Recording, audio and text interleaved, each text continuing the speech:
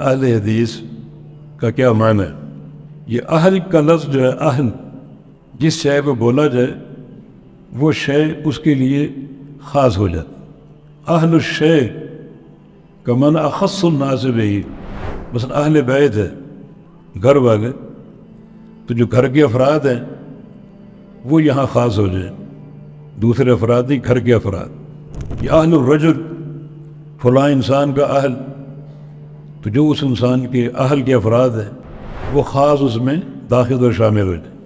اسی طرح اہل الحدیث، اس کا معنی یہ ہے کہ جو لوگ حدیث کے ساتھ تعلق قائم کیے ہوئے ہیں ہر لحاظ سے، حدیث پڑھنا، حدیث پڑھانا، حدیث کی محبت، حدیث کا شوق، حدیث کی طلب کے لیے سفر کرنا، حدیث کا جمع کرنا، حدیث سے عقیدہ لینا، حدیث سے عمل لینا، حدیث سے معاملات لینا، وہ لوگ اس شعار کے تحت آتے ہیں اہل الحدیث.